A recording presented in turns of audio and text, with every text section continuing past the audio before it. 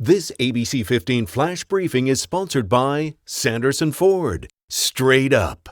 I'm Katie Rammel with your top stories from ABC15 Arizona. We are continuing to track the very latest for you from the growing tunnel fire, which is northeast of Flagstaff. Our crews on the ground up north brought us this video earlier today, giving us a look at the fire lines. White smoke just blanketing the area outside Flagstaff. The heat and the strong winds providing quite a challenge for fire crews. We're also getting our first look at some of the structural damage there as homes in the area are consumed. ABC 15 tracking the Crooks fire as well. That one south of Prescott. That has grown to more than 1,600 acres. It did prompt evacuation orders for some small remote communities. The Yavapai County Sheriff's Office is urging you to remember the 5 Ps when evacuating: people, pets, papers, personal items, and prescriptions. Remember, you can find up-to-the-minute updates on both blazes anytime on ABC15.com. The decision unanimous. The Maricopa County Board of Supervisors choosing Rachel Mitchell, a career prosecutor, to serve as interim county attorney. Mitchell was sworn in today during the Board of Supervisors meeting, replacing Alistair Adele, who resigned last month for health reasons. Mitchell takes over an agency with big challenges, a backlog of cases and staffing shortages. Mitchell says she's ready to lead. I want to make sure that they understand that their cases are going to be handled competently, compassionately, but I also want people to understand that I recognize that not all people should be painted with a broad brush and that people's rights need to be protected. That is my duty. Mitchell faces Gina Godbehere and Annie Foster in the August Republican primary for county attorney.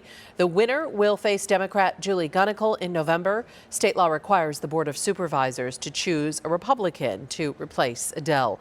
But Mitchell is in the midst of a major controversy exposed by our chief investigator, Dave Biscoming. His dishonorable investigation. In that, Dave obtained emails showing Mitchell was talking with a judge named Erin Otis about a prosecutor job while she was presiding over a murder case. Neither side disclosed the conflict to the defense, and it will be a major issue raised on appeal. Dave also confirmed that when MCAO hired Otis, she was under judicial investigation for allowing her staff to frequently and cruelly mock people in her courtroom. You can find the entire dishonorable investigation on abc15.com/dishonorable and on our ABC 15 streaming channels.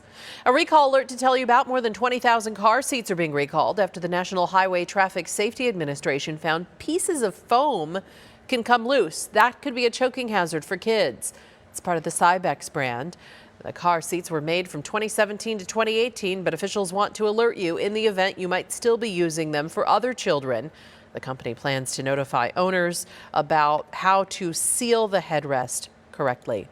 The FAA standing firm on its zero-tolerance policy for unruly passengers. This year alone, the agency's dealt with more than 1,200 cases, most of them for mask-related issues. The FAA says unruly passengers will still be fined depending on what it is. They could be banned from flying certain airlines. Stepping up to feed families in desperate need, St. Mary's Food Bank loading up trailers with thousands of pounds of food from its Phoenix warehouse. Over the next 2 days, a total of 3 trailers full of food will be sent to the town of Maricopa to stand in for what was their food pantry. Fire ripped through the Maricopa food pantry late last month, destroying nearly everything, leaving many neighbors without basic necessities. The Maricopa food pantry serves 1,500 families each week in an area officials have deemed a food desert.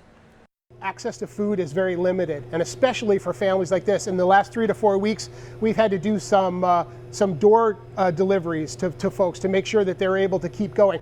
St. Mary's will send 50,000 pounds worth of food to Maricopa to resume distribution on Saturday. The trailers will remain in place to serve their community. Tracking your forecast and more fire danger tomorrow. I'm Chief Meteorologist Amber Sellens. Red flag warnings posted across northern AZ, 11 a.m. to 8 p.m. on these as winds speed up tomorrow. So what we're expecting is southwest winds 15 to 25 miles per hour, gusts near 40 across northern Arizona. And for the valley, some afternoon breezes out of the west and southwest with gusts at 25 miles per hour for us. Temperatures in the 90s tomorrow afternoon, but we'll start the day in the 60s and end up in the upper 80s at lunchtime. before those 90s take over for the rest of the day. Then a storm system passes to our north, dropping temperatures pretty dramatically and bringing a lot more wind to the forecast on Friday. Windy conditions here in the valley as we drop to 79. A slight chance of spotty showers across northern Arizona, but our valley forecast will stay dry. We'll warm things up through the weekend. Highs in the 80s Saturday and Sunday and 90s in the forecast next week, flirting with the triple digits by the middle of next week. For the latest headlines, weather, and traffic, head to ABC15.com or download our free ABC15 mobile app. This ABC 15 Flash Briefing is sponsored by Sanderson Ford. Straight up.